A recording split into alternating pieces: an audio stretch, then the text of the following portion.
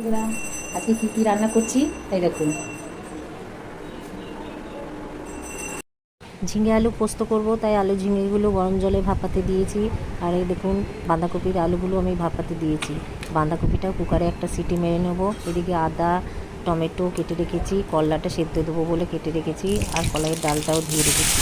আমার আলু জল ঝরিয়ে তারপরে কড়াইয়ে তেল দিয়ে কাঁচা লঙ্কা তেজপাতা গোটা জিরে ফোড়ন দিয়ে টমেটো আলু আর আদা জিরে মশলা দিয়ে ভালো করে কষিয়ে নুন হলুদ দিয়ে তারপরে ভাপিয়ে রাখা বাঁধাকপিটা দিয়ে নাড়াচাড়া করে ভালো করে কষাতে হবে। এখনকার বাঁধাকপি ভাপিয়ে না রান্না করলেই খুব বাজে লাগে, একটা গন্ধ।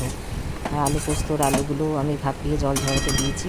দেখুন ভালো করে কষিয়ে আমি 10 মিনিটের জন্য ঢাকা দিলাম।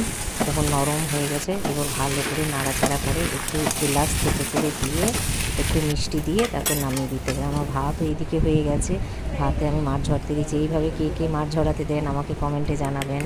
এবং বাঁধাকপি আমার রেডি হয়েছে। এই নিরামিষ বাঁধাকপি দারুণ লাগে।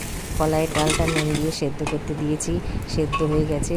ডাল ঘাটা দিয়ে ভালো করে ঘেঁটে নিয়েছি। এবার কড়াইয়ে তেল শুকনো লঙ্কা পাঁচফোড়ন তেজপাতা দিয়ে একটু হলুদ দিয়ে ডালটা ছুঁকে নিয়েছি।